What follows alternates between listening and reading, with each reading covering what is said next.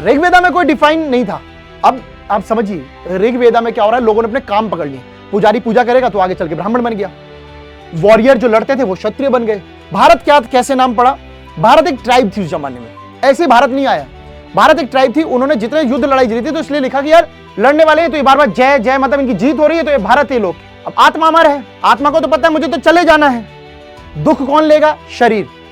तो वो शरीर को मरवाने के लिए बनी है एक आत्मा। Gurukuls were often located on the, शहर से दूर होते थे, बच्चा बार बार घर पहुंच जाएगा, फिर पढ़ेगा कैसे? राजा का बेटा है, बार बार महल में जाके ऐश करके आ रहा है, गलत है। और ये जंगल में होते दूर। वैदिक पीरियड एक ऐसा पीरियड जहां पर आपको ऋग्वेदा जानने को मिलेगा, जहां पे आपको सामवेदा जानने को मिलेगा, यजुर्वेद, अथर्ववेद। ये वेद तो आप पढ़ोगे ही पढ़ोगे, साथ साथ आपको ब्राह्मणास एंड अनक्यास भी पढ़ने को मिलेंगे। क्या है, क्या चीजें हैं, किस लिए पढ़ना है, किस लिए पढ़ना है, ये तो सिलेबस में आ रखा है। इसका आंसर तो बहुत सिंपल है, क्या है ये क्लास में पढ़ेंगे। इसके अलावा आप लोगों को वैदिक पीरियड का डिवीजन देखने को मिलेगा, जो बेटर अंडरस्टैंडिंग आपको बताएगा कि वैदिक पीरियड कितने पार्ट्स में डिवाइडेड है। कोई भी चीज दो ही पार्ट में डिवाइड कर सकते हैं, वैसे तीन में भी हो जाती है, बट जनरली हम यहाँ पे दो ही पार्ट में डिवाइड कर रहे हैं, एक अर्ली वैदिक एंड एक लेटर वैदिक। अर्ली वैदिक की क्या स्पेसिफिकेशन थी, क्या उस जमाने में होता था, वो सब पढ़ेंगे। लेटर वैदिक पीरियड में कैसा था वो भी पढ़ेंगे। ट्रेड कैसा था, इकोनॉमी कैसी थी, सोशल डिवीजन कैसा था, कुछ जमाने में पढ़ाई कैसे करते थे, वो सारी बातें पढ़ने वाले हैं। तो बने रहिएगा इस लेक्चर में, बेहतरीन सा लेक्चर होने वाला है। और फिर वही बात आज फिर कमिट करूंगा कि जिन भी बच्चों की क्लास में, स्कूल क्लास में टीचर बुक में से सब कुछ ले रही हैं, तो मैं सब कुछ लेके आऊं, बिकॉज हमारी सीरीज का नाम है ऑल कॉन्सेप्ट्स कवर्ड, यानी कि आपकी बुक में जो कुछ भी है, जो कुछ भी टॉपिक है, उस सबको पढ़ाया जाएगा, चाहे बात फिर रामायण या महाभारत की क्यों ना हो। तो आज करते हैं इस लेक्चर के साथ एक महाभारत और खत्म करते हैं एक मोरल स्टोरी के साथ। तो बने रहिएगा इस लेक्चर में। आज ऑल कॉन्सेप्ट्स कवर्ड करने वाले हैं। ऑल कॉन्सेप्ट कवर्ड में हम वेदास हो और हमारे दो एपिक्स, नाम बता दीजिएगा फटाफट से कमेंट में। आपको क्या लगता है कि कौन से हमारे वेदास हैं, कितने वेद हैं, और कौन कौन से हमारे एपिक्स हैं। आयरन आर्टिफैक्ट्स, आयरन से बनी हुई चीजें, जो जमाने में टूल्स और जमाने में जो भी इक्विपमेंट्स थे, साथ ही साथ पोट्री का work, brief comparative study of early and later Vedic society as an economy and economy. तो आप लोगों को ये बेसिक सा समझना है कि हमको कंपैरिजन क्यों करने को मिल रहा है, बिकॉज कहीं ना कहीं ऐसी चीजें हुई होंगी उस जमाने में जब अर्ली वैदिक पीरियड में कुछ खास होगा, जो लेटर वैदिक में बकवास होगा, जो लेटर वैदिक में खास होगा वो कहीं ना कहीं वहां बकवास होगा। तो इस कंपैरिजन को देखना है कि क्या चीजें खास है और क्या चीजें बकवास है, इसीलिए बने रहिए, ये चैप्टर अपने आप में बहुत खास है। तो स्टार्ट करते हैं अपनी लेक्चर स्टडी को।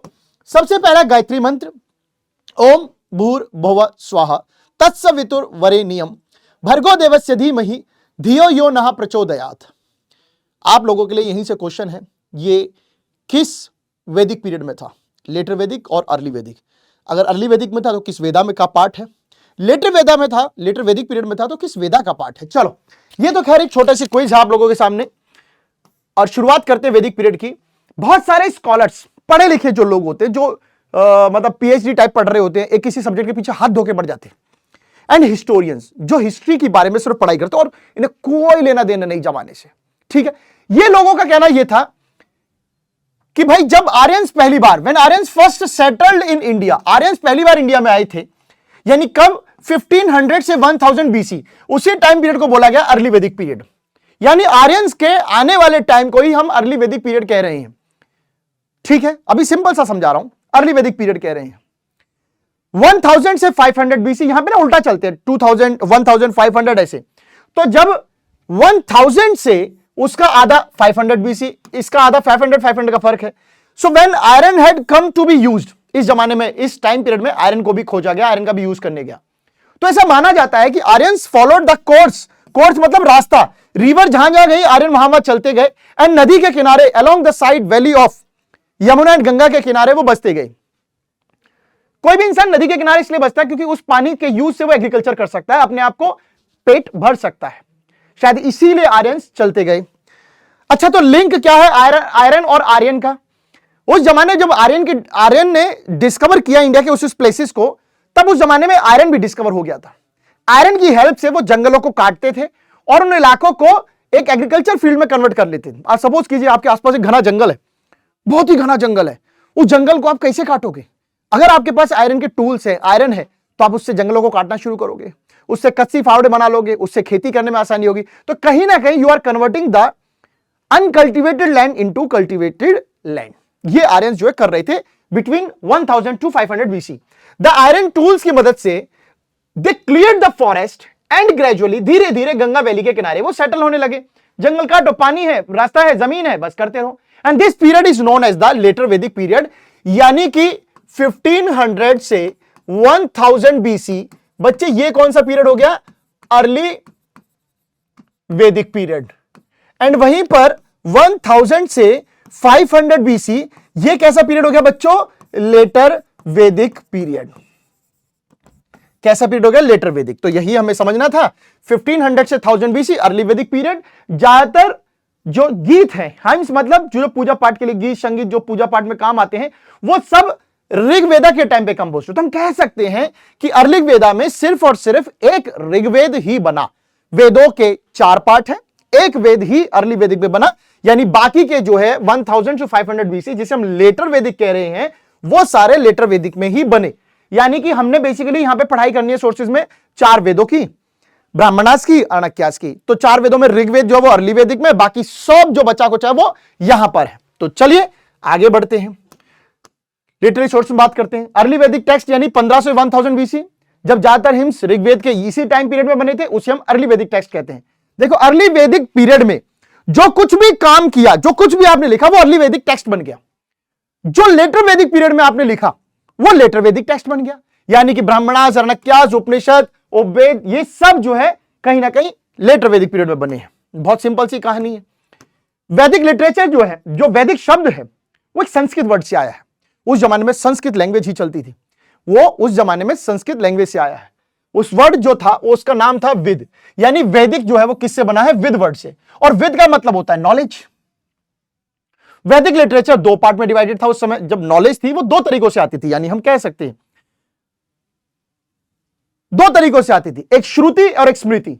श्रुति क्या था? श्रुति वो ज्ञान था जो साधुओं को, ऋषि मुनियों को, सेजिस यानी ऋषि मुनियों को खुद भगवान ने आके बताया।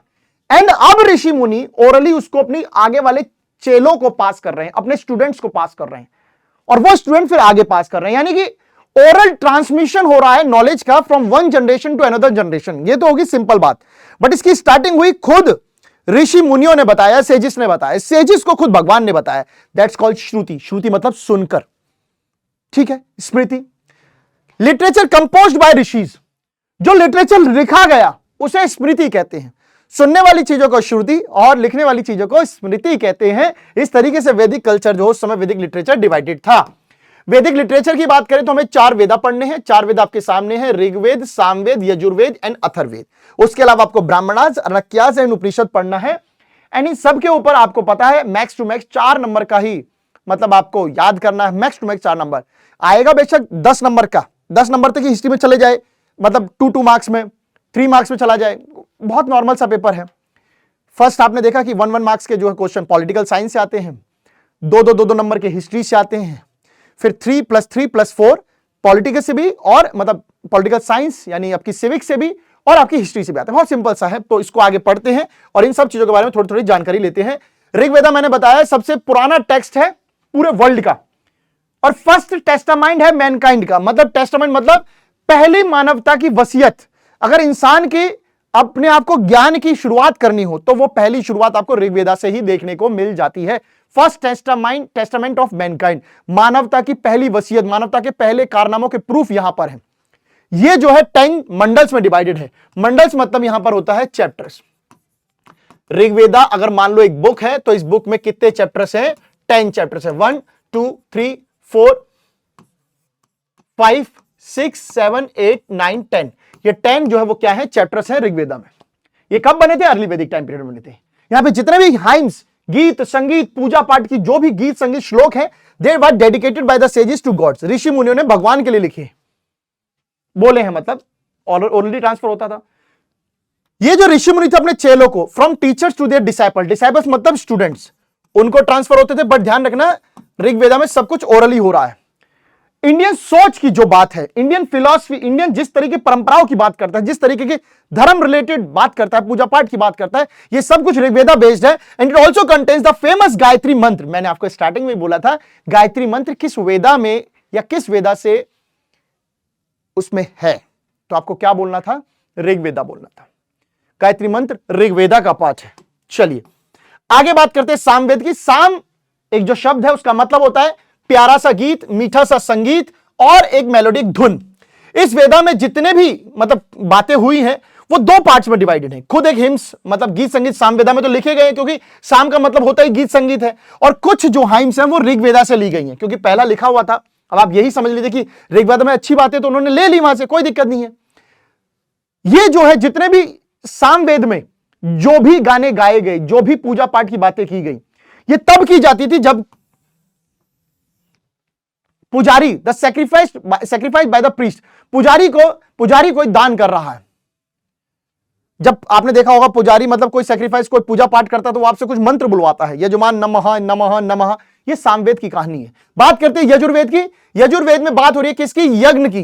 यज्ञ समझते हो ना, यज्ञ जो करते हैं। ये यज्ञ से क्या पता चलता है? यज्ञ एक रिलीजियस मैटर है भाई, पूजा पाठ एक रिलीजियस मैटर है। तो जितनी भी बातें यजुर्वेद में हैं वो सब यज्ञ रिलेटेड है, यानी उस समय की ये रिलीजियस लाइफ को बताते हैं, प्लस सोशल लाइफ, क्योंकि रिलीजियस एक सोसाइटी में किया जाता है। धर्म की बात एक समाज, एक सोसाइटी से रिलेटेड है। तो उस जमाने में सोसाइटी कैसे कितना रिलीजियस पार्ट प्ले करती थी, ये सब बातें यजुर्वेद में बताई गई हैं। तो सिंपल है, सामवेद सॉन्ग हिम्स रिलेटेड है। ये गीत जब गाए जाते थे, जब बोला जाता था, जब प्रीस्ट पुजारी के साथ बैठ के कोई सेक्रीफाइस किया जाता था। यजुर्वेद सिंपल सी बात है, आपने देखा इसमें यज्ञ की बात है, यानी सोशल एंड रिलीजियस लाइफ को बताया जा रहा है। ऋग्वेद में इंडियन फिलॉसफी, ज्ञान की बातें, नॉलेज की बातें, ये सब फर्स्ट जो है वो बताई जा रही हैं। बात करते हैं अथर्ववेद की। ये भैया टोने टोटके से भी रिलेटेड है, मैजिक एंड चार्म्स। ये जो तांत्रिक बाबा होते हैं वो सब यहीं से है। इसके भी हाइम्स जो है वो ऋग्वेद से लिए गए हैं। इसमें विसाइड द पावर ऑफ स्पिरिट, भाई तंत्र मंत्र की विद्या तो है ही है, इसमें जो है वो ज्ञान की बातें भी हैं, कर्म की बातें भी हैं एंड उपासना की भी बातें भी हैं। ठीक है, अब देखो क्या होता है, हम कई बार बोल देते हैं, कई बाबा भी बोलते हैं जैसा आप कर्म करोगे वैसा आप भोगोगे। ये बात कहां की? अथर्ववेद से है। आप जैसे काम करते हो आपको वैसा रिजल्ट मिलता है। आप अच्छी पढ़ाई करोगे आपको अच्छा रिजल्ट मिलेगा। कर्म, नॉलेज, ज्ञान, ये सब यहां से है। यहां पर कुछ बातें मेडिसिन की भी हैं, क्योंकि मैंने आपको बोला ना कि इसमें जादू टोने की बातें हैं। अब जादू टोना हर समय बुरे काम के लिए नहीं होता। अगर किसी भी चीज को अच्छे से समझा जाए तो उसके दो पॉइंट्स होते हैं, पॉजिटिव एंड नेगेटिव। पॉजिटिव यह कि आप तंत्र विद्या से लोगों की मदद कर सकते हो, नेगेटिव यह कि आप बर्बाद भी कर सकते हो लोगों को। जैसा कि आप देखते ही हैं कि मतलब बहुत सारे बाबाजियों के चक्कर में बहुत सारे घर के लोग बाबा जी बन गए अल्टीमेटली, भाई उनके पास पैसा नहीं बचा। तो ये सब बातें आपको यहां पर देखने को मिलेंगी। बात करते हैं ब्राह्मणास और अनक्यास की। ब्राह्मणास कब लिखे गए? वेदों के बाद लिखे गए। अब देखिए वेद है, संस्कृत भाषा में है। अब आपको नहीं समझ में आया, पंडित जी ने पढ़ लिया, पंडित जी को समझ में आ गया। तो पंडित जी ने जब वेदों को पढ़ा और उनको अपनी लैंग्वेज में समझा, तो उनको जब समझाया लोगों को, दैट वाज कमेंट्री। कमेंट्री क्या होती है? क्रिकेट में क्या होता है? बल्लेबाज खेल रहा है और ये बॉल आ रही है, सिंपल शब्दों में है, that's called commentary, that's called Brahmanas. Brahmanas वेदों को पढ़ने के बाद उनको सिंपल भाषा में बताने वाली चीज को कहते हैं ब्राह्मणास। ब्राह्मणास जो है प्रोज में लिखी गई थी। प्रोज होता है पैराग्राफ में स्टैंजा, जो छोटी छोटी पोएम्स होती हैं, उस तरीके से लिखी गई थी। ये उस जमाने के सोशल, रिलीजियस, कई सारे रिचुअल्स बातों को बताते हैं। वैल्यू ऑफ सेक्रीफाइस को बताया कि यार वेदों के टाइम में बहुत सेक्रीफाइस होता था, आखिर क्यों हो रहा है ये sacrifice, what was the value of that sacrifice, क्यों कर रही है जनता सेक्रीफाइस, वो सब बताया गया। एंड हर वेदा के बहुत सारे ब्राह्मणास होते थे। यस, आप हर वेदा को पढ़ोगे, उसकी कमेंट्री तो करोगे, तो हर ब्राह्मणास के पीछे मैक्सिमम होने का उसके वेद का कारण है। जब आप वेद ज्यादा हैं, 4 वेद हैं, उन 4 वेदों में इतनी सारी पढ़ाई है, तो सिंपल सी बात है कि ब्राह्मणास भी ज्यादा होंगे। अनक्यास की बात करें तो इन्हें फॉरेस्ट बुक के नाम से जाना जाता है। ये किस लिए लिखी जाती थी? गाइडेंस के लिए लिखी जाती थी। किन के लिए? Students of the hermits and the students living in forest.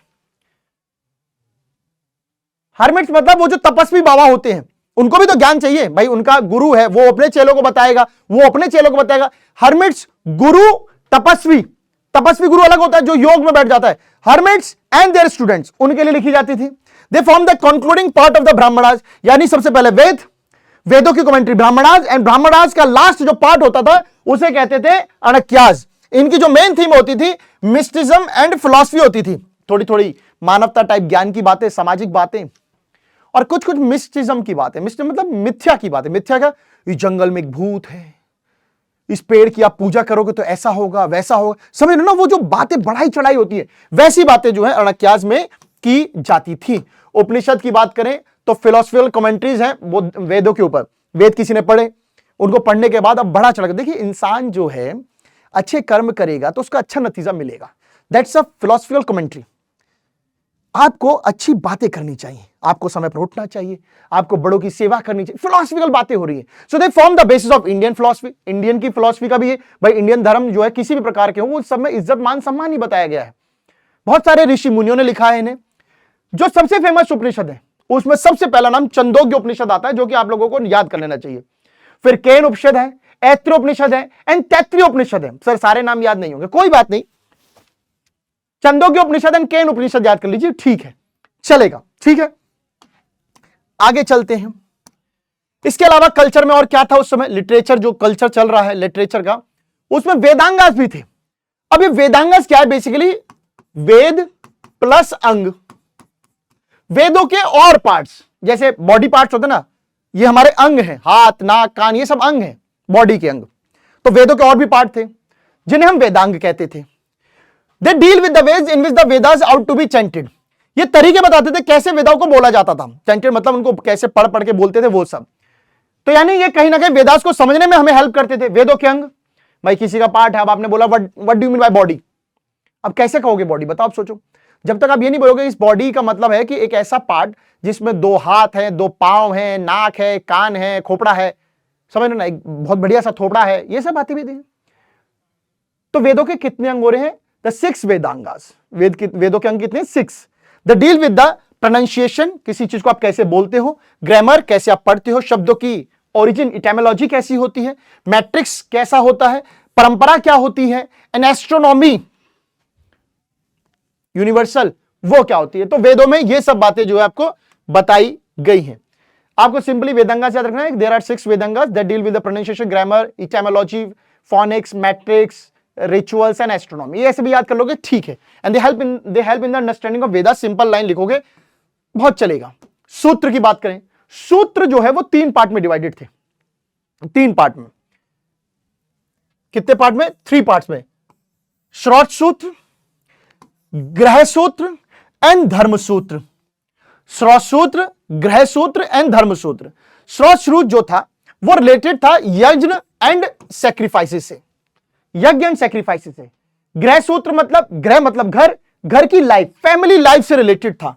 धर्म सूत्र, जब बात होती है कि भाई धर्म की बात है, धर्म मतलब ऐसा आप आज रिलीजन देख रहे हो, उस जमाने में ये कोड ऑफ कंडक्ट, एक तरीका कि कैसे आपको लीगली एंड लॉफुली रहना है समाज में, वो बताता है। So it provides basically rules of conduct for the अलग अलग जातियों के लोगों के लिए अलग अलग स्टेज ऑफ लाइफ में कैसे रहना है। देखिए जवानी में इंसान अलग तरीके से समाज में रहता है।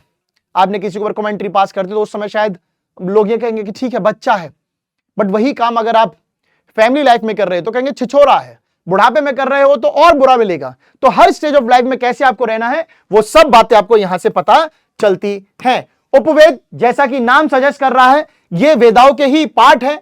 ये उपवेद 4 थे, जैसे कि आयुर्वेद। First is Ayurveda. आयुर्वेद तो क्या है? इंडियन मेडिसिन से रिलेटेड है। Next is Dhanurveda. धनुर मतलब क्या होता है?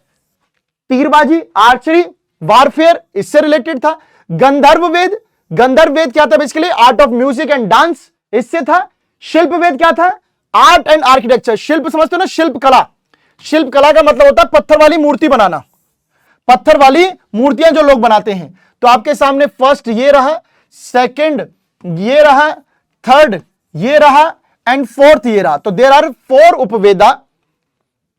आयुर्वेद मेडिसिन से रिलेटेड, धनुर्वेद वॉरफेयर आर्चरी से related, Gandharva Veda music and dance से रिलेटेड एंड शिल्प वेद पत्थर वाली मूर्ति आर्ट एंड आर्किटेक्चर से रिलेटेड।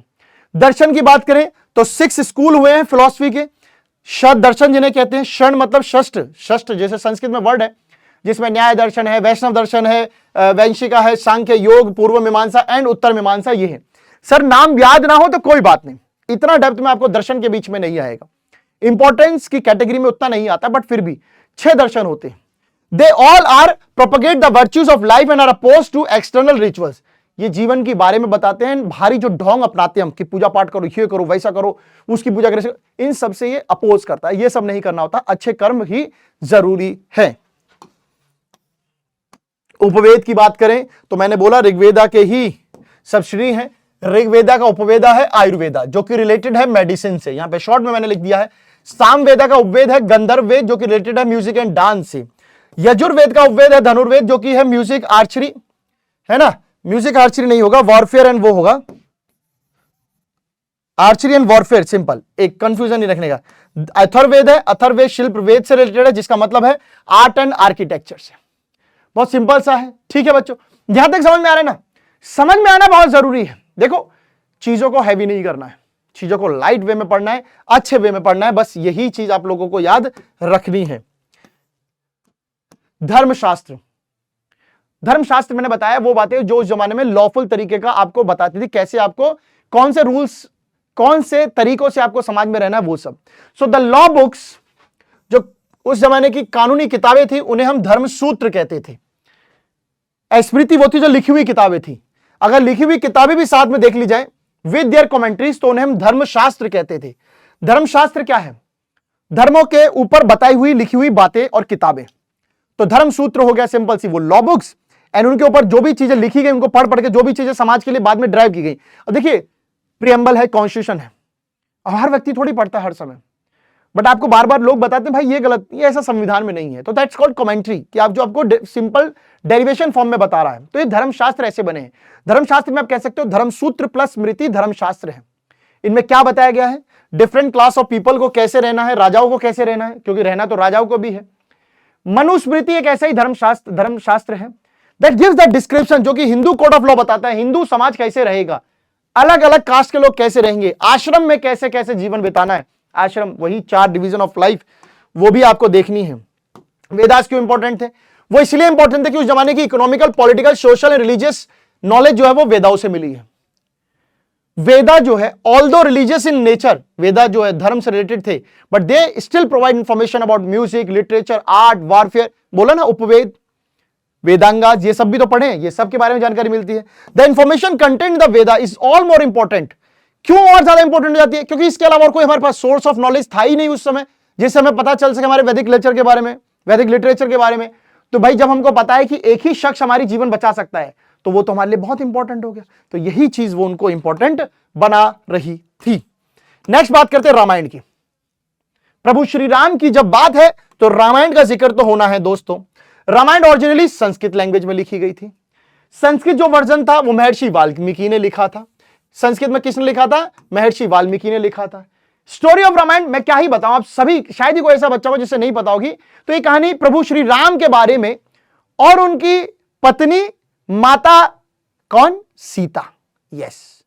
और एक दैत्य, दैत्य नहीं कहेंगे उसे, एक कहेंगे कि एक ऐसा व्यक्ति जो बहुत पढ़ा लिखा, पर उसने उस मूवमेंट पे एक ऐसा काम कर दिया जिसकी वजह से उसका शरीर का त्याग होना लिखा था। शायद माता सीता का अपहरण करके किडनैप किया। ठीक है, तो पढ़ा लिखा ब्राह्मण है ऐसा नहीं है। सो राम जो थे, ये स्टोरी आपको समझ में आएगी। राम जो थे बड़े बेटे थे दशरथ के, 4 बेटों में, जो कि रूलर ऑफ अयोध्या थे। उनकी 3 रानियां थी। राम जो है कौशल्या के बेटे थे, एंड वही ताज पे बैठने वाले थे, मतलब किंग बनने वाले थे। राम जी की शादी जो है वो सीता माता से हुई थी, जिसके बाद उन्हें किंग बनाना था। बट इस जमाने में आपने देखेंगे किंग दशरथ की जो एक बीवी थी, एक मैया थी कैकेयी, उन्होंने कभी किसी पहले एक प्रॉमिस लिया था दशरथ जी से, और वो प्रॉमिस का इस्तेमाल उन्होंने बड़ी ही चालाकी के साथ किया। कैकेयी चाहती थी कि उनका बेटा भरत राजा बने और प्रभु श्री राम को वनवास दे दिया जाए। अब दशरथ भी अपने वादे से नहीं हट सके, और राम जो है अपनी तीनों माताओं का किसी भी तरीके से बात को अपोज नहीं करने चाहते, इसलिए अपनी सीता मैया के साथ, मैया मतलब हमारी मैया सीता माता के साथ और अपने भाई लक्ष्मण के साथ जंगल की तरफ चले गए। कहानी आपको पता ही है, ये पूरा सार है कि कैसे हनुमान, सुग्रीव, बाली और इनकी मदद से जो कैसे हुआ था। सन्यासी के रूप में रावण आता है, सीता माता को लंका ले जाता है। राम जी सुग्रीव और हनुमान जी की मदद लेते हैं। हनुमान जी ओशियन समुद्र क्रॉस करके रावण को डिफीट करके आती है पूरी सेना राम जी के साथ। राम जी सीता के माता के साथ और लक्ष्मण जी के साथ जो है 14 साल का वनवास पूरा करते हैं। इस पूरी लड़ाई भी हो गई, वो जंगल भी घूम लिए, सब कुछ हो गया। उसके बाद जब वो वापस अपने इलाके में पहुंचे तो उनको किंग बनाया गया था। महाभारत की बात करें तो ये व्यास जी ने लिखी है। महाभारत अगेन संस्कृत भाषा में लिखी गई है, ओरिजिनली इसे जया कहते थे, जो महाभारत थी ऐसे नहीं बनी, पहले एक बुक थी उसका नाम था जया, यानी कि इसमें बहुत सारी कहानियां थी जो जीत की कहानी, राजा महाराजा कैसे मार रहे एक दूसरे को, ये जीत की बहुत सारी कहानियां थी। धीरे धीरे इसको बोला गया भारत। भारत मतलब भाई साहब यहां एक कहानी हो गई तो उसे जया भारत में बदल गई, क्योंकि इसमें बहुत सारे ऐसे stories of descendants as one of the earliest Vedic tribes called Bharat. Bharat क्या कैसे नाम पड़ा? भारत एक ट्राइब थी उस जमाने में, ऐसे भारत नहीं आया, भारत एक ट्राइब थी। उन्होंने जितने युद्ध लड़ाई जीती तो इसलिए लिखा कि यार लड़ने वाले हैं तो ये बार बार जय जय, मतलब इनकी जीत हो रही है तो ये भारत है, लोग भारत है, ठीक है। द फाइनल कॉम्पिलेशन जो बना उसे महाभारत कहा गया, यानी सबसे बड़ी जो लड़ाई लड़ी तो उसे महाभारत कह दिया गया। महाभारत भी ऐसे ही सिंपल है। महाभारत का एक इंपॉर्टेंट पार्ट है भगवत गीता, अक्सर इसकी कसम दिला के लोगों को बोला जाता है, जो कि महाभारत का एक इंपॉर्टेंट पार्ट है and the most popular religious text है, considered sacred by many people India. Bhagavad Gita को बहुत पवित्र माना गया, इतना पवित्र कि जब इसकी शपथ दिलाई जाती है कि आप गीता की कसम खा के बोले कि आप जो भी कहेंगे सच कहेंगे, सच के सिवा कुछ नहीं कहेंगे, तो एक बार को आत्मा जरूर हिलती है सबके कि यार मतलब गलत कर रहा हूं, तो सही बोलते हैं। इसलिए the interest of the self mind conflict with the duty and whenever there is a such an conflict at the Bhagavad Gita gives an answer. Krishna और अर्जुन की कहानी याद होगी, जब अर्जुन को अपने परिवार के लोगों को ही मारने की मन बनाना पड़ रहा था क्योंकि वो लोग गलत कर रही थी, तो उस जमाने में उन्होंने बोला कि ये ड्यूटी मैं नहीं कर सकता, मैं अपने घर वालों को कैसे खत्म कर सकता हूं, अपने परिवार अपने रिश्तेदारों को कैसे कर सकता हूं। उस जमाने में वो भागवत गीता के सार नहीं बताया कि भैया आप कर्म करने के लिए बने हैं, आपकी ड्यूटी क्या है। कल को आप पुलिस वाले बन गए, आपका बेटा ने मर्डर कर दिया तो आप उसको अरेस्ट नहीं करेंगे, करना पड़ेगा। आपकी ड्यूटी क्या है वो पूरी है। सो इट टीचेस, इसने ये भी बताया भगवत गीता में, पता चलता है कि देखिए बेटा, आप जिसको मार रहे हैं आप शरीर को मार रहे हैं, आत्मा को नहीं मार रहे हैं। सोल इज इमॉर्टल, आत्मा तो अमर है, आज इस शरीर में कल उस शरीर में, ये तो शरीर जलेगा, आत्मा थोड़ी। आपने कभी आत्मा को जलते देखा है? कभी नहीं जलते देखा है। तो आत्मा इज अमर। ये क्यों इंपॉर्टेंस क्या है इन एपिक्स की, महाभारत और रामायण की? इनसे हमें उस जमाने के पॉलिटिकल इंस्टीट्यूशन, मतलब राजा महाराजों के जो डिपार्टमेंट थे उनके बारे में जानकारी मिलती है, उनके सोशल एंड कल्चर जो ऑर्गेनाइजेशन है, जो उनके रीति रिवाज थे उसके बारे में पता चलती है, बहुत सारे आर्यन किंगडम्स के बारे में पता चलती है, वो क्या वेपन यूज करते थे वो पता चलता है। एपिक्स को जो फाइनेस्ट लिटरेरी वर्क्स बोला गया। देखिए रामायण इतनी बड़ी है, महाभारत इतना बड़ा है, कैसे लिखा होगा उस जमाने, आपने कभी ये सोचा? कितना heavy literature and philosophical value यहां से पता चलती है। राम जी की जो परंपराएं, राम जी की जो आदतें वो फिलोसफिकली तो है। आप बोलते हैं कि मैं प्रभु श्री राम को मानता हूं, बट आप वहीं दूसरी नारी को देख रहे हैं तो आप प्रभु श्री राम को मान ही नहीं सकते। ऐसे बहुत सारे लोग हैं, बहुत सारे लोग हैं बेटा। आपको टीका लगाएंगे, गले में माला मिलेगी, हाथ में माला मिलेगी, हम उस प्रभु को मानते, हम इस प्रभु को मानते, हम महादेव को मानते, हम शंकर जी को मानते, हम विष्णु जी को मानते। जब हम किसी को मानते हैं तो हम उसकी तरफ बनेंगे भी तो सही। आप बात बात पे प्रभु की बातें कर रहे हैं पर आपकी हरकतें काफी ज्यादा डाउन है, तो आप कैसे प्रभु को मानते हैं? सोचिए आप। मैं कहता हूं इस बात को कि मैं जिस प्रभु को मानता हूं, जिसे मैं पर्सनली वैष्णो माता को मानता हूं, मैं नॉन वेज नहीं खाता, मैं एग नहीं खाता, मैं अल्कोहल सर्व नहीं करता हूं, ना ड्रिंक करता हूं, मैं किसी पार्टी में नहीं जाता, मैं बहुत सिंपल जीवन, अपना एक्सरसाइज की, अपना काम की, अपनी पढ़ाई की, बाप को पढ़ाया, बात खत्म। किसी स्त्री की तरफ देखना मेरे लिए उस माता को देखना है, किसी की बहन बेटी है। आजकल वैसे इतने सारे इंसिडेंट हो रहे हैं, तो ऐसा कल्चर कर सकते हो तो भाई साहब आप बहुत हिम्मत करके कर रहे हो, ऐसा बनो। ऐसे नहीं कि हर वक्त आप प्रभु प्रभु प्रभु कर रहे हैं और हरकतें आपकी बिल्कुल ही नीचता पे जा रही हैं, तो कोई फायदा नहीं। यही फिलोसफिकल वैल्यू आपको इन एपिक्स के थ्रू देखने को मिली। आर्यंस की जो सोच थी, आर्यंस की कुछ परंपराएं थी, राम जी की कुछ परंपराएं थी, उन परंपराओं के बारे में जानकारी मिली। द ग्रेट हीरोज, कृष्ण के बारे में बताया गया, राम जी के बारे में, सुग्रीव, बाली, हनुमान, जटायु, ये सब बताए गए। भागवत गीता ने कर्म की बातें भी की हैं कि आपको कर्म करना चाहिए, फल की इच्छा नहीं करनी चाहिए। और आत्मा को यह मत सोचो आप जिसको मार रहे हो उसकी, वो आपका अपना है, आपका काम क्या है वो करो। आत्मा तो अमर है, अगर यहां ये मर जाएंगे तो कल को किसी और शरीर में जाएंगे, बट एटलीस्ट देखिए अब कोई इंसान काम करने गया है, अब आत्मा अमर है, आत्मा को तो पता है मुझे तो चले जाना है, दुख कौन लेगा? शरीर।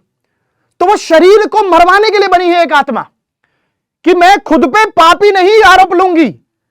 समझिएगा मैं क्या कह रहा हूं, मैं कोई बाबा जी नहीं हूं, पर मैं जो समझ पाया इस पढ़ाई से वो ये है कि आत्मा का कहना यह, मैं अपने ऊपर कोई भी इंपैक्ट, कोई बुराई नहीं लूंगी, क्योंकि मैं तो अमर हूं। मैं आज यहां पे, फिर मैं कल अगर गलत काम करूंगा तो मैं दूसरे शरीर में कैसे जाऊंगी?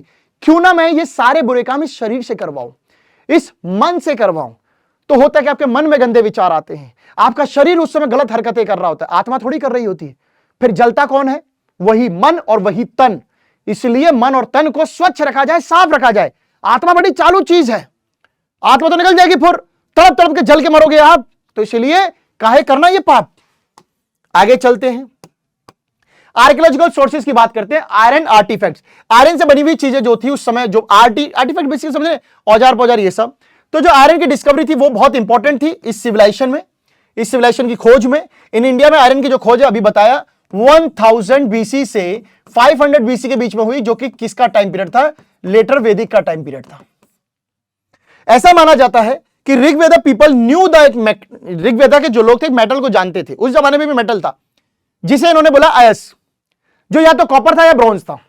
उन्हें नहीं पता कि वो क्या था, पर उनके हिसाब से वो या तो कॉपर था, ब्रॉन्ज था।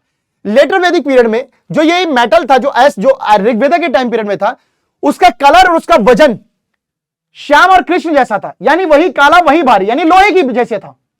जब आर्कियोलॉजिकल डिपार्टमेंट ने रिवील किया, जब उसे खोजा, तो ये पता चला कि आयरन तो जो है वो 1000 बीसी से यूज होना शुरू हुआ है, यानी उससे पहले जो कुछ हो रहा था वो कॉपर या ब्रॉन्ज मान के यूज कर रहे थे, आयरन नहीं। आयरन का एक्चुअल नाम जो है वो लेटर वैदिक पीरियड में मिलता है। अब आयरन अगर उस जमाने में कॉपर था तो ये आयरन कैसे बन के यूज हो रहा है, उनको क्यों नहीं महसूस हुआ? तो डिफरेंस कुछ तो होगा दोस्तों, और डिफरेंस ये है कि आयरन कॉपर और ब्रॉन्ज से होता है भारी, उनसे ज्यादा स्ट्रांग होता है। तो iron was harder metal than copper and bronze. तो ये एक डिफरेंस हमको देखने को मिल गया, क्योंकि पहले क्यों नहीं वो आयरन था। It was cheap and available in plenty. Copper और ब्रॉन्ज कभी कभार मिलता था, आयरन भाई साहब यूं ही मिले जा रहा है। मान लो छत्तीसगढ़ झारखंड में लोग रहते होंगे तो ऐसे ही मिल रहा होगा। ठीक है, बात करते हैं एग्रीकल्चर के यूज क्या हुआ, यूज ऑफ आयरन बात करते हैं। एग्रीकल्चर में कैसे यूज करो, बहुत मोटी मोटी बुद्धि लगाने की जरूरत नहीं, इतना सा छोटा सा दिमाग है, काहे टेंशन ले रहे हो। आयरन का यूज भैया फावड़ा, कस्सी, बहुत सारे टूल्स बनाने में, जंगलों को साफ करने में इसी में करते थे। So northern and eastern part of India जो था, जम्मू कश्मीर से यहां से लेकर ये वाला सेक्शन पूरा, इसमें बहुत सारे घने जंगल थे जो बिना किसी आयरन के टूल्स के क्लियर नहीं हो सकते, ना कॉपर से ना ब्रॉन्ज से, टूट जाएगा। इसलिए आयरन की मदद से आर्यंस जो लोग हैं, बड़े बड़े घने घने जंगलों साफ किया और एक फॉरेस्ट जमीन को, फॉरेस्ट लैंड को कल्टीवेटिव लैंड में कन्वर्ट कर लिया। तो एक फायदा तो यूज ऑफ आयरन ये हो गया। यही नहीं, उसके बाद खेती करनी थी, फावड़े, कस्सी, ना खुरपी, ये सब बनाए गए, जिसकी वजह से और कल्टीवेशन में हेल्प मिल रही थी। तो धीरे धीरे वैदिक people acquired better knowledge off season also. भाई आयरन आपके पास है, गंगा के किनारे आप बैठे हुए, मौसम का आपको पता चल गया, तो काम इरिगेशन का और मस्त हो गया। इसके बाद उन्होंने राइस उगाना शुरू किया, वीट, बार्ले, वेजिटेबल्स, बहुत सारी चीजें बनानी शुरू की, जिससे आयरन कभी कभार इधर उधर भटकते थे, एक जगह से दूसरे जगह जाते थे, अब जाने नहीं लगे। बोले भैया मजे आ रहे हैं, मौजा ही मौजा, पानी इत्थे है, सामान इत्थे है, खेती इत्थे है, फसल इत्थे है, जी करे अपना स्टैंडर्ड ऑफ लिविंग बढ़ गया और लोग खाने लगे।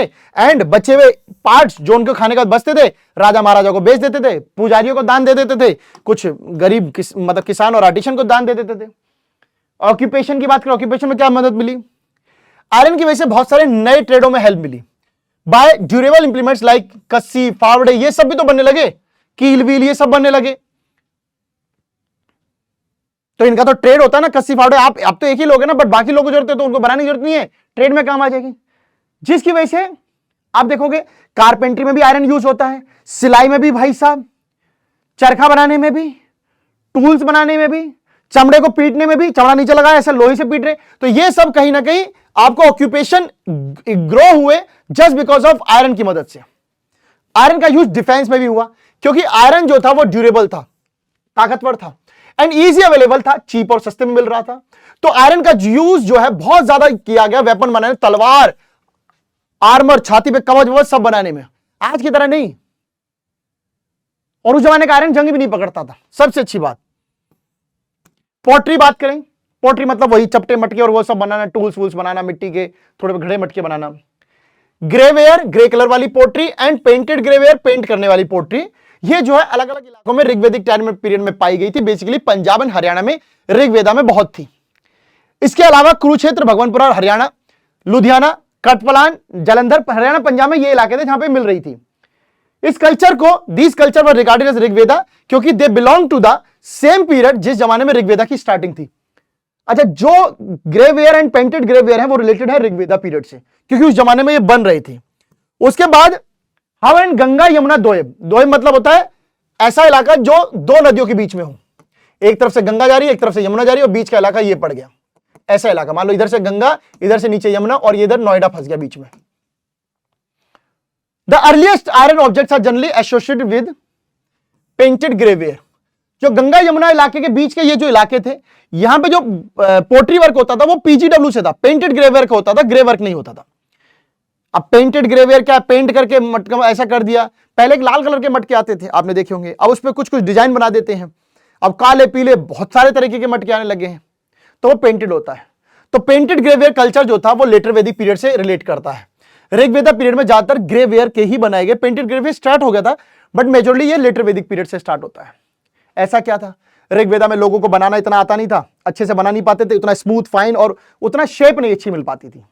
ऋग्वेदा यार बहुत पुराना टाइम पीरियड है, लेटर वैदिक पीरियड में वो धीरे धीरे सीख गए, जो कुम्हार मटका बनाते सीख गए। तो उस जमाने का जो मटका था लेटर वैदिक पीरियड में फाइन भी था, अच्छा भी था, और अच्छे अच्छे कलर भी देखने को मिलते थे। So it was made out of wheel work, well worked, high quality clay with geometric patterns painted on it on black. मटके को पका के काला करके, उस पर पेंट काला करके, उस पर तमाम तरीके के डिजाइन बनाए। आज जैसे मटके मिलते हैं उन पर डिजाइन होता है। करवा चौथ का मटका लेना, तुम क्या करोगे लेके, मेरी मम्मी होंगी उनको तो मटका देखना, उस पर फूल पत्ती के डिजाइन, बहुत सारे सूरज, मतलब ऐसे मटका लिया और यहां पे भाई साहब ऐसे ऐसे डिजाइन बनने हैं, मान लो, और यहां ऐसे ऐसे सूरज बन गए, भाई साहब खुश हो रहे बंदे, design wow. Pottery also includes open mouth bowls and dishes. Open mouth bowls वही छोटे छोटे कटोरे से जो वैसे भीख मांगने वाले टाइप होते हैं ना। पेंटेड ग्रेवेयर फेस, उसके बाद आया नॉर्दर्न बेल, मतलब black west polished ware, NBPW, जिसकी शुरुआत हुई 700 BC में। ये पहले वाले स्मूथ थे, सही थे, ये थोड़े शाइनी और चमकदार थे। ऐसा माना जाता है that the use of this pottery was made by the people who dominated the economic and social life of the period. अब देखो पॉलिश मटके यूज हो रहे हैं, ये सब मटके यूज हो रहे हैं, तो हम ये तो मान सकते हैं कि उस जमाने में इस चीज को करने में पैसा तो लगता होगा, और वही पैसा लगता होगा जो पैसे वाला आदमी इसमें लगा सकता होगा। तो ऐसे ही लोग इसमें जो है वो इन्वॉल्व उस जमाने में थे। आगे बात करते हैं, अर्ली सेटलमेंट लोग शुरुआत में कैसे बसे थे। तो जैसा कि आपको पता है, रिवर और माउंटेन्स के किनारे जो ऋग्वेदा में आपको नाम मिले हैं, ऐसा माना जाता है कि आर्यन जो है हिंदुस्तान अफगानिस्तान से आए थे। सिंपल याद रखते हैं, अर्ली सेटलमेंट कैसे, सबसे पहले कौन आया, आर्यन आया। कहां से आए, अफगानिस्तान से आए, सेंट्रल एशिया से आए थे। तो शुरुआत में आके वो अफगानिस्तान की काबुल नदी के पास और पंजाब के पास बस गए। इसे उन्होंने बोला north western part of India, yes, और इसे उन्होंने नाम दिया सप्त सिंधु, यानी एक ऐसा इलाका जिसमें 7 नदियां उन्होंने देखी, Indus, Ravi, Beas, Sutlej, Jhelum, Chenab and Saraswati.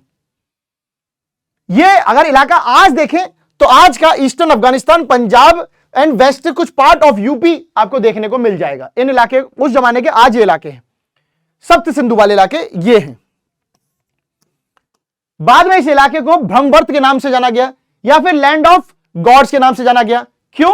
Because of the composition of Rigveda. यहां पे इस नदी के किनारे जो है, सरस्वती नदी के किनारे ऋग्वेदा लिखा गया था, इसलिए सरस्वती माता, सरस्वती नदी को इतना पवित्र माना जाता है क्योंकि उस टाइम पीरियड में ऋग्वेदा इसी नदी के किनारे लिखा गया। तो भाई लैंड ऑफ गॉड्स हो गया। This region provided condition for stable agriculture, यहां पे खेती बहुत हुई। The act of moving from place to place with herds of animals ceased. जब पहले आर्यंस एक जगह से दूसरे जगह जाते थे, हर्ड्स ऑफ एनिमल मतलब जानवरों के झुंड के साथ जाते थे, वो खत्म हो गया क्योंकि अब उनको एक जगह मिलकर खाना पीना मिल रहा है। This fact too was responsible for the evolution of a new culture. जब इंसान एक जगह ठहरेगा, आप जब एक जगह रुकोगे तब तो अपनी बातें दूसरों को सिखाओगे, वहां के लोगों को, तभी तो नया कल्चर आएगा। मतलब 2 दिन रुके और वहां से निकल गए, क्या 2 दिन में सिखाओगे? तो नया कल्चर इस तरीके से जो वो अर्ली सेटलमेंट के थ्रू आया। सोसाइटी की बात करें, ऋग्वेदा के टाइम पीरियड पे या फिर अर्ली वेदा टाइम पीरियड जैसे सेम है, आर्यंस गांव में रहते थे, गांव में रहते थे, और परिवार जो है वो बेसिक यूनिट होता था किसी सोसाइटी की। जैसे कहते हैं ना गांव शहर नहीं, उस जमाने परिवार ही सबसे बड़ी बेसिक चीज थी। कहीं जाना परिवार, परिवार जो वो पैट्रियार्कल होता था, मतलब पिताजी की मेन चलती थी वहां पे। घर का जो सबसे बड़ा मेल होगा वही घर का, उस परिवार का मुखिया होगा, जिसे कहा क्या बोला जाता था, गृहपति और कुलपति। गांव में जब न्योते आते हैं, इनविटेशन आता है, तो बोलते जाते हैं कि चूल का नोता है या कुल का नोता है। कुलपति का नोता मतलब घर का सिर्फ मेन मुखिया ही इनविटेशन में आएगा, और चूलपति का मतलब होता है उस चूल्हे यानी उस गैस स्टोव से जितने लोगों की रोटियां बनती हैं सब आएंगे। सो जब घर का गृहपति मर जाता था तो जिम्मेदारी उसके बड़े बेटे पर आ जाती थी, उसके बाद उस घर का जो सबसे बड़ा बेटा था। शादी जो थी जब होती थी जब लड़का लड़की जो है मतलब जवान हो जाते थे, मैच्योर हो जाते थे। सबको एक ही शादी करनी होती थी। बट जो चीफ प्रैक्टिस पॉलीगैमी, जो मुखिया ठेकेदार, घर का मुखिया नहीं, ठेकेदार राजा महाराजा, ये पॉलीगैमी करते थे, एक से ज्यादा शादियां भी कर लेते थे। बहुत सारे गांव मिलके विश बनाते थे, ये एक गांव, ये एक गांव, ये एक गांव, तीनों मिलाए तो बन गया एक विश। इस विश का एक हेड होता था, उसे विशपति, हम पढ़ेंगे भी, अभी वो पढ़ेंगे, मैं बताता हूं। बहुत सारे गांव मिलके विश बनाते थे एंड बहुत सारे विश ऐसे ऐसे बड़े बड़े जिनके अंदर बहुत सारे गांव होंगे, ये मिलके क्या बनाते थे, जन। जैसे जनपद कहते थे ना, बड़ा इलाका, वैसे गांव का जो हेड होता था उसे ग्रामीणी कहते थे एंड विश का जो हेड होता था विशपति कहते थे। राजन और किंग उस जन का हेड होता था। आप समझ रहे हो मैं क्या कह रहा हूं? ये एक विलेज है, ये एक विलेज है, इसको मिलाया हमने, क्या बोला, इसको मिला के बना विश। ऐसा ही एक और विश होगा, इसके अंदर एक और गांव, एक और गांव, एक और गांव, यह विश मिलके बना जन। इसका हेड है विशपति और इसका हेड है किंग, किंग सबसे बड़ा है, और इन गांव का हेड है ग्रामीणी। कहानी समझ आ रही है? इसका हेड ग्रामीणी, इस पूरे गांव का हेड विश बन गया तो विशपति, और इन बहुत सारे विश को मिला के बनता है जन, जन का हो गया किंग। आगे चलते हैं। किंग जो है मिनिस्टर्स की हेल्प से राज करता था। राजा के बहुत सारे मिनिस्टर होते हैं, जिसमें ग्रामीणी, गांव का मुखिया, पुरोहित, पंडित और सेनापति होता था। सेनापति जो आर्मी का हेड होता था, है ना। पुरोहित जो पूजा पाठ करवाता था। गांव का जो एडमिनिस्ट्रेशन है वो ग्रामीणी की मदद से चलाया जाता था। किंग के पास कोई सेना नहीं थी। ताज्जुब वाली बात है, किंग भाई साहब लड़ना नहीं चाहता, ऐसा हो सकता है? राजा है तो लड़ना है, तो फिर राजा के पास सेना नहीं तो लड़ेगा कैसे? गांव में जो भी आसपास जनजाति रहती थी, युद्ध के टाइम पे, वॉर के टाइम पे, वो उन्हीं को बुला लेता था। भाई गांव के लोग, राजा के लोग तो राजा की सुनेंगे। ऋग्वैदिक टाइम पीरियड में ट्राइब जो होती थी, उन्होंने अपना एक लीडर चुन रखा था, वही लीडर राजा के हेल्प करता था भाई साहब। वो ही was not as powerful as one in the later Vedic period. ये ऋग्वैदिक पीरियड में इतना पावरफुल नहीं था, राजा की चल रही थी। लेटर वैदिक पीरियड में इसकी बहुत चली। So in the Rigvedic period 3 popular assemblies होती थी राजा की हेल्प के लिए, सभा, समिति एंड विधात। सभा, समिति एंड विधात, यही राजा को एडवाइस करती थी, यही 3 असेंबली होती थी। विधात was the earliest assembly which used to perform all kind of functions like economic काम, मिलिट्री काम, रिलीजियस काम, ये सब काम विधात करता था। इंपॉर्टेंट बात बता रहा हूं, विधात में महिलाएं बहुत एक्टिव थी उस समय, तो इसका मतलब हम कह सकते हैं वुमेन की रिस्पेक्ट अर्ली वैदिक पीरियड में बहुत ज्यादा थी। समिति was the assembly of people, सब लोगों की एक समिति होती थी। एंड सभा was the council of elders, जो घर के चुने हुए बड़े बुजुर्ग होते थे, एक्सपीरियंस लोग होते थे, वो सभा में बैठते थे। बाकी आम जनता समिति में बैठती। राजा की प्लानिंग समझिएगा, महिलाएं विधात में आ गई, बड़े बुजुर्ग सभा में आ गए, जवान लड़के और सारे जो बचे हुए थे वो सब समिति में आ गए। मतलब पूरे लोग मिलजुल के काम कर रहे हैं। सभा जो है वो एडवाइस, सलाह एंड जुडिशियल काम करती थी। समिति वॉज कॉल्ड टू सेशन और स्पेशल ओकेशन पे बुलाया जाता था। समिति रोज रोज नहीं आती थी, समिति जो केवल स्पेशल मौके पर बुलाई जाती थी। लेटर वैदिक पीरियड में किंगशिप जो है हेरिडिटी हो चुकी थी, यानी किंग का बेटा, किंग का जो सन है, अब वो किंग बनेगा उसके मरने के बाद। And divine elements came to be associated with the king, और ऐसी बातें होने लगी कि राजा के पास दैवीय शक्तियां हैं जो लोगों के भले के लिए काम कर रहा है। यानी राजा जो कुछ कर रहा है वो आपके भले के लिए काम कर रहा है। So this period mark the beginning of A taxation system and administrative machinery. यही वो टाइम पीरियड था लेटर वैदिक का, जब आप राजा ने बहुत सारे लोगों पे टैक्स लगाया और बहुत सारे अलग अलग डिपार्टमेंट बनाए लोगों को हेल्प करने के लिए और अपने आप को पावरफुल बनाने के लिए। लेटर वैदिक पीरियड में जितनी भी पॉपुलर असेंबली थी वो सब गायब कर दी गई। सभाएं समिति के ऊपर जो है मुखियाओं ने, हेड्स ने रूल करना शुरू कर दिया। बड़े बड़े रिच नोबल्स, राजा के जो खास लोग थे वो उनकी चलती थी। सो देवर कौन, महिलाओं की रिस्पेक्ट लेटर वैदिक पीरियड में खत्म कर दी गई। अर्ली वैदिक पीरियड में जहां इनसे पूछ पूछ के इनकी सलाह ली जाती थी, अब वो लेटर वैदिक में कुछ ऐसा नहीं चल रहा है। बात करते हैं पोजीशन वुमेन की। लेटर वैदिक पीरियड में और ऋग्वैदिक पीरियड का डिफरेंस आप समझ चुके हैं। ऋग्वैदिक पीरियड में बहुत रिस्पेक्ट थी, शादी एक पवित्र चीज मानी जाती थी, आज की तरह नहीं कि जब मर्जी आया छोड़ दिया। दिस इज वेरी बैड यार। बहुत सारे लोग, आज प्रेमानंद महाराज जी, अनिरुद्ध आचार्य जी ने कुछ बोला, उसके ऊपर बात चल रही है, बट मैं फिर स्टिल कहूंगा बहुत सही बात है, कोई गलती नहीं है। समाज को सोचना होगा, भारत और देशों से अलग है। डॉटर्स को आजादी थी अपना हस्बैंड चुनने के लिए। रीमैरिज विडोज की, विधवाओं की होती थी। Know example of child marriage, बचपन में शादियां नहीं होती थी। मैरिजेबल जो एज थी वो 16-17 देखी गई थी। बहुत सही परंपराएं जो है हिंदुस्तान ने देखी हैं। लेटिक वेरी पीरियड में महिलाओं की इज्जत जा चुकी, पूरी तरीके से उनकी रिस्पेक्ट खत्म कर दी गई। यज्ञ जो है वो अब जरूरी नहीं समझे जा रहे हैं। राइट टू प्रॉपर्टी कुछ रहा नहीं। फ्रीडम टू हस्बैंड जो है वो भी रोक दी गई। हस्बैंड नहीं चुन सकती है। मुझे एक बात बताइए, जिसके साथ रहना आप उसे ही नहीं आप अपनी मर्जी से चुन सकते। अब तो सब माँ बाप ही डिसाइड करे, तो कहीं ना कहीं गलत लग रहा था। क्लास डिवीजन की बात करें, कास्ट सिस्टम हालांकि बताया नहीं गया है ऋग्वेदा में भी, बट कुछ तो हमें प्रूफ मिले हैं। क्या मिले हैं? शुरुआत में आर्यंस आए थे, आर्यंस जब जिस जगह पे आए तो वहां पे कुछ लोकल लोग रहते थे, उनको आगे उन्होंने बोला कि ये दस्यूस है, दैत्य टाइप बात कर रहे हैं भाई, नीचे जाति के लोग बता रहे हैं हमें, इसलिए हमारे साथ मिले जुले नहीं। ऐसा कहा जाता है इस टाइम पीरियड में, अर्ली वैदिक पीरियड में, जो जनजातियों के मुखिया होते थे, जो पुजारी होते थे, वही ज्यादातर लूटे हुए धन को रखते थे। भाई उस समय डकैती जितनी भी होती थी, पैसा जो भी आता था, यही लोग रख लेते थे। And they grew at the cost of their kinsmen. अब किसी को हेड बनाना, ये मेरा बेटा है, आज से ये वाला डिपार्टमेंट संभालेगा, आज से इस कबीले का मुखिया, ये कबीले को टैक्स देना है पूरे उस मुखिया को, तो कहीं ना कहीं अपने उस दौलत को लूट लूट के यही घर वाले और इनके बच्चे लूट लूट के बना रहे थे। इस वजह से क्या हुआ, सोशल इनइक्वालिटीज हो गई। किंग्स कह रहा हूं, चीफ एंड उनके कुछ चापलूस, वो तो हो गए अमीर और बाकी गांव गरीब। अब गांव में जाइएगा, प्रधान का घर देखिए और गांव में बाकी लोगों का घर देखिए, बहुत फर्क मिलेगा। ट्राइबल सोसाइटी जो है डिवाइड इनटू 3 ग्रुप्स। एक तो होते थे ट्राइबल ग्रुप में लड़ाकू रखे जाते थे जो अटैक करने के लिए होते थे, एक पुजारी रखे जाते थे जो पूजा पाठ से पैसा लूट रहे थे भाई साहब, एंड पीपल होते थे जो बेचारे पिस रहे थे। तो ट्राइबल ग्रुप इनमें डिवाइडेड थे। 4th डिवीजन भी देखने को मिला है। 3 डिवीजन तो आपने पढ़ लिए, warrior, priest and people. 4th division जो था वो था शूद्र। शूद्र कौन? जो भाई साहब एंड ऑफ ऋग्वेदिक पीरियड में देखने को, शुरुआत में ऋग्वेदिक में नहीं थे, एंड में थे। शूद्र वर्ड पहली बार ऋग्वेदा के 10th चैप्टर, लास्ट वाले चैप्टर में बताया गया है, यानी बहुत लास्ट में ऐड हुआ था। However, since the economy was mainly agricultural and pastoral, मतलब पेस्टोरल थी, मतलब सॉरी एग्रीकल्चर नहीं थी, पेस्टोरल थी। पेस्टोरल मतलब जानवर वाली टाइप थी, जानवर एक जगह से दूसरी जगह, खेती नहीं जानते थे। So there was no scope for the collecting regular tributes और टैक्सेस फ्रॉम द पीपल। अब जानवर आज यहां है कल वहां है, तो टैक्स किससे लोगे भैया? जिससे टैक्स लेना वो तो चला गया। खेती होती तो आदमी यहाँ खेती करने आता तो खेती का प्रोडक्शन ले सकते थे, बट यहाँ कोई सिस्टम ही नहीं है। There was no such system. Agriculture करते ही नहीं तो टैक्स कोई रेगुलर नहीं आता था। जानवर थे, जानवर का, आज बकरी यही है तो बकरी कहीं और चली जाएगी, तो ऐसी प्रॉब्लम भी हो रही थी। But in the later Vedic period हमको कास्ट सिस्टम देखने को मिला। ऋग्वेदा में कोई डिफाइन नहीं था, क्योंकि अब आप समझिए ऋग्वेदा में क्या हो रहा है, लोगों ने अपने काम पकड़ लिए। पुजारी पूजा करेगा तो आगे चल के ब्राह्मण बन गया, वॉरियर जो लड़ते थे वो क्षत्रिय बन गए, शूद्र सेवा करने वाले शूद्र ही रह गए, एंड लास्ट जो है व्यापार, मतलब जो बीच के जो बचे वो वैश्य में चले गए। सो ब्राह्मण्स रिचुअल्स का काम कर रहे हैं, क्षत्रिय वॉरियर का काम कर रहे हैं, वैश्य जो बिजनेस लोग देखने लगे, एंड शूद्र जो बाकी तीनों की सेवा करने लगे। तो this is how the class division was created in the later Vedic period.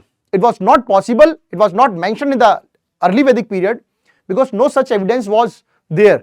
काम करते थे बस clear, but division was not clear. But in the later Vedic period उन्होंने अडॉप्ट कर लिया, अपने काम अपना धर्म ही बना लिया, अपनी जाति धर्म पूरा एकदम डिवीजन बना लिया।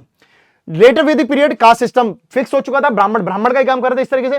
ब्राह्मण क्षत्रिय ने सबसे ज्यादा प्रिविलेज फायदे उठाए। प्रीस्ट को जो है कंसिडर एज भगवान माना जाता था धरती पर, एंड क्षत्रिय जो है लड़ लड़ के अपनी पावर बढ़ाते धीरे धीरे बढ़ते चले गए एंड अपने आपको रूलिंग क्लास कहने लगे। ऑल द 3 हायर वर्णास यानी ब्राह्मण, क्षत्रिय एंड वैश्य ये उपानयन कर सकते थे। इन्वेस्टिचर, वो जो धागा होता है ना जो पंडित लोग पहनते वो पहन सकते थे, मतलब अपने आपको सुप्रीम मान लिया। इंटरकास्ट मैरिज अलाउड नहीं थी, पहले हो रही थी, वो अलाउड नहीं थी। द 4 स्टेजेस ऑफ लाइफ, 4 आश्रम पढ़ लेते अब पढ़ना ना, गृह आश्रम, वनप्रस्थ आश्रम, संन्यास आश्रम, ब्रह्मचर्य आश्रम। ब्रह्मचर्य पहले नहीं पढ़ेंगे भाई साहब, सबसे पहले पढ़ेंगे। 4 स्टेजेस ऑफ लाइफ, 4 आश्रम थे, हर आश्रम 25 साल का होता था। 4 आश्रम में ब्रह्मचर्य 0 to 25, गृहस्थ आश्रम 25 to 50, वनप्रस्थ आश्रम 50 to 75 एंड लास्ट संन्यास आश्रम 75 to 100 और आदमी समाप्त। ब्रह्मचर्य आश्रम समझते हो ना, ब्रह्मचर्य मतलब नो शादी, ओनली पढ़ाई वाली टाइप। दिस पीरियड में जो बच्चा होता था वो नॉलेज पाने के लिए गुरुकुल जाता था और वहां पे जाके एक स्ट्रिक्ट डिसिप्लिन फॉलो करता था। ड्यूरिंग द पीरियड ऑफ गृहस्थ आश्रम आदमी को शादी करनी पड़ती थी, घर परिवार संभालना पड़ता था, जिम्मेदारी सीखनी पड़ती थी, और यह टाइम पीरियड 25 से 50 तक का होता था। तीसरा आया वनप्रस्थ आश्रम। इसमें आदमी को अपना घर परिवार त्याग कर, समाज छोड़कर जंगल में जाना है और फिलोसफिकल नॉलेज प्राप्त करनी है। फिलोसफिकल नॉलेज प्राप्त करनी है, भी जंगल में जाएगा। यह स्टेज थी 75 to 100। यह त्याग की कहानी थी, सब कुछ त्याग दो, घर परिवार बीवी बच्चा सब, पैसा वैसा सब।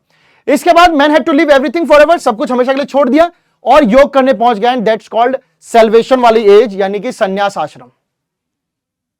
ठीक है, एजुकेशन की बात करें, एजुकेशन प्राइवेट गुरुकुल्स में दी जाती थी, जैसे ये थे द रेजिडेंस। गुरुकुल क्या था? गुरुजी यहां पे रहते थे, शिष्य भी यही रहते थे, मीनिंग द फैमिली ऑफ गुरु भी यही रह रहे, that had become the most sacred, पवित्र जगह मानी जाती थी। Gurukuls were often located on the, शहर से दूर होते थे, बच्चा बार बार घर पहुंच जाएगा, फिर पढ़ेगा कैसे? राजा का बेटा है, बार बार महल में जाके ऐश करके आ रहा है, गलत है। और ये जंगल में होते दूर। गुरु अपने स्टूडेंट्स को अपने बच्चों की तरह ही ट्रीट करते थे। स्टूडेंट गुरुजी के लिए अपने घर का, उनका घर में हेल्प बताते थे, घर में का काम करने में हेल्प बताते थे।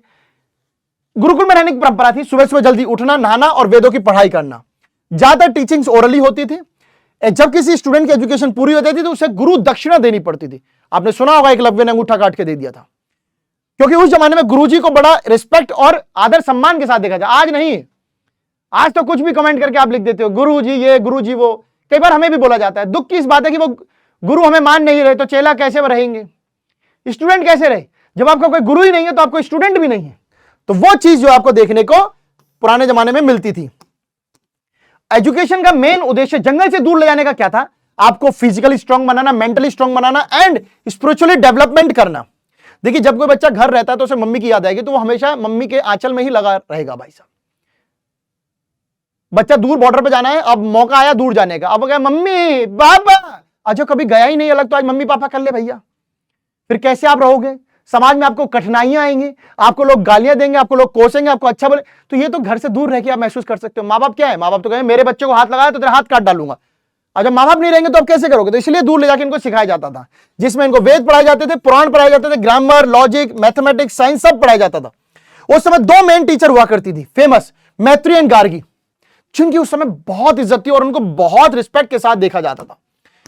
अब बात करते हैं खाने, ड्रेस और एंजॉय कैसे करते थे वो लोग। जो मेन सीरियल अनाज उगाते थे ऋग्वेदिक पीरियड में वॉज बार्ले था। व्हीट एंड राइस उनको पता ही नहीं था।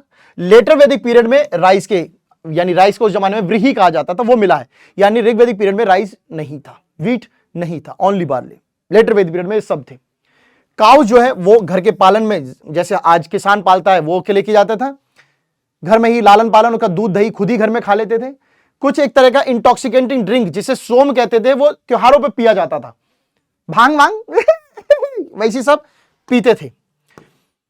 क्लोथ सिंपल थे भाई, नीचे एक अंडरगारमेंट जिसे नीवी कहते थे, ऊपर एक धोती जिसे वास और शर्ट कहते थे, मतलब ऊपर एक अपर कपड़ा होता था उसे कहते थे, नीचे नीवी और धोती, ऊपर शर्ट वर्ट पहन ली जिसे हम वास और शर्ट कहते थे। गारमेंट के ऊपर एक और कपड़ा पहना जाता है जिसे अधिवास कहते थे, एक ढीला ढाला कपड़ा। वो साउथ के लोग नहीं थे, बनियान पहन ली, वो अपर गारमेंट उसके ऊपर शर्ट पहन ली, अरे से जुम्बा उठा ऐसे वाला। आदमी टोपी भी पहनता था। There were custom of wearing animal skin, जानवर की स्किन भी ओढ़ के पहन के चलते थे। ट्राइबल लोग थे ना भाई। Most of the Sadhu hermit जो सन्यासी लोग थे वो क्या पहनते थे? डियर स्किन, जिसे हम क्या कहते थे? मृग चाल कहते थे। मृग मतलब हिरण। आदमी बड़ा बड़ा हेयर रखता था। उस समय जावेद हबीब तो था नहीं भैया। Man kept long hair. Ornaments आदमी और दोनों पहनते थे, गोल्ड, सिल्वर, आइवरी, दांत, हाथी के दांत, कीमती पत्थरों को पहनते थे। कुछ कॉमन आइटम में earrings, rings, anklet, bracelet, necklace, ये सब पहनते थे। ज्यादातर एंजॉय करने के लिए वैदिक पीरियड में उस समय क्या करते थे लोग? Horse race, dancing, hunting, singing, ये सब करते थे। चीफ म्यूजिकल इंस्ट्रूमेंट जो था वो ड्रम, फ्लूट, मृदंग ये होता था। मृदंग तक याद कर लो। आयर वायर भी यूज होते थे उस जमाने में। People participate in the competitive sports games, मुर्गी की फाइट, बकरे की फाइट, बैल की फाइट, ये सब लोग करते थे। रिलीजियस बिलीफ की बात करें, the people in the Vedic age worship the forces of nature.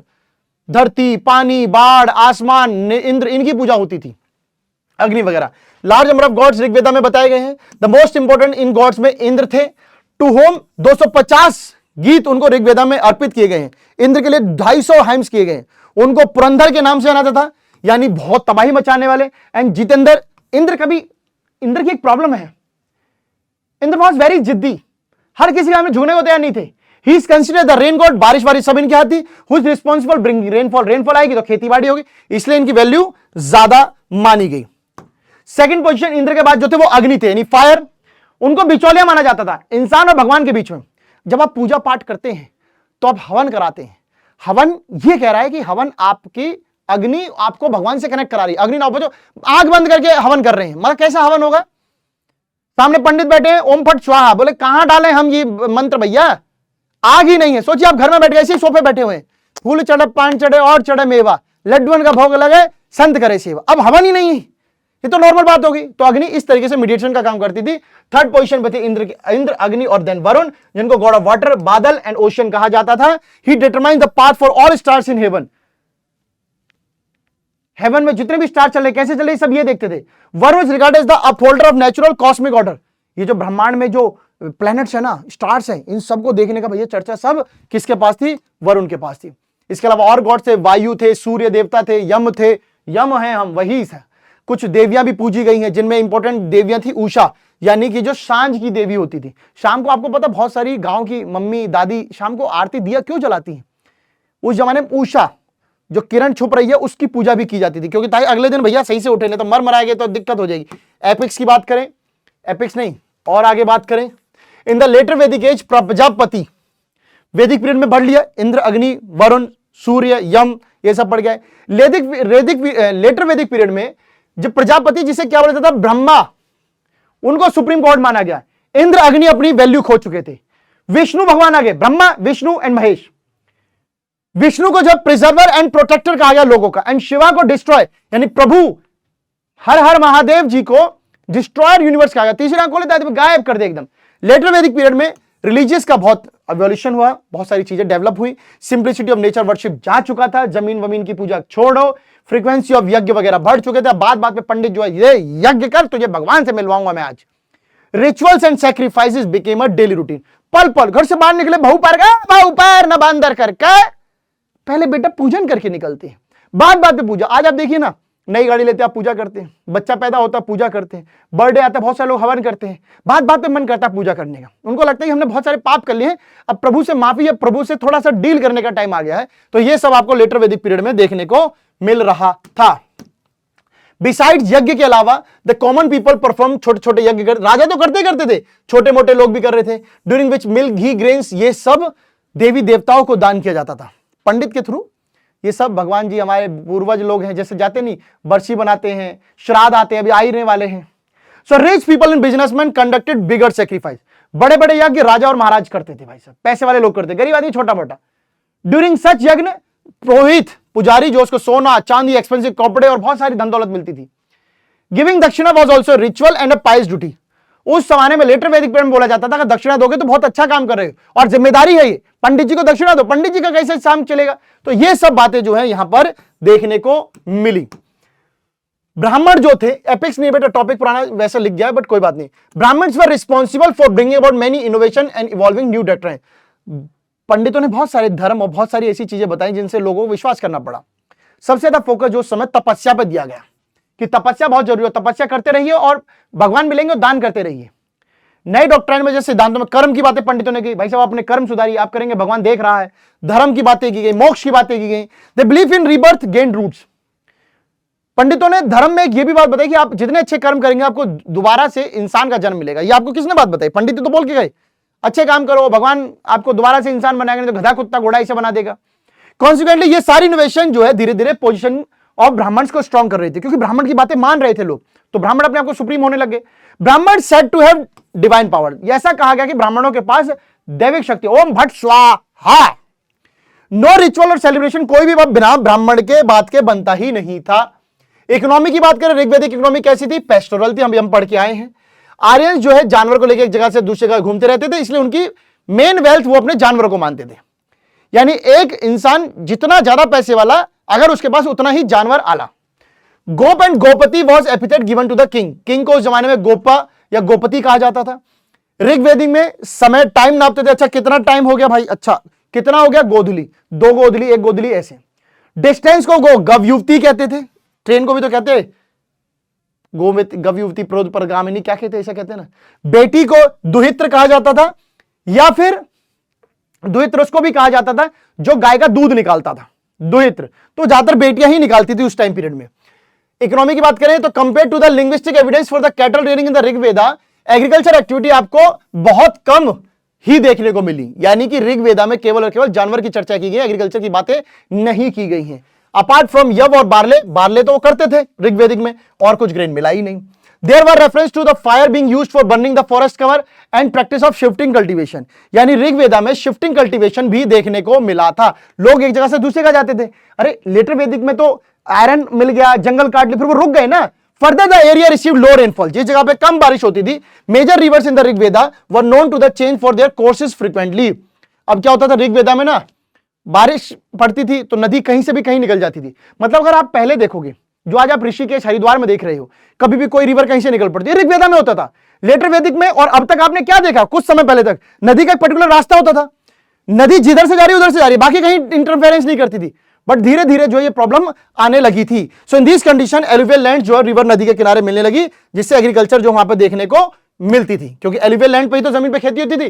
During the later Vedic phase importance of agriculture grew, later Vedic period में एग्रीकल्चर आ गई, जिसकी वजह से लोग जो है बड़ी बड़ी जंगल की जमीनों को गंगा नदी और यमुना नदी के किनारे जो वहां पर खेती करने लगे।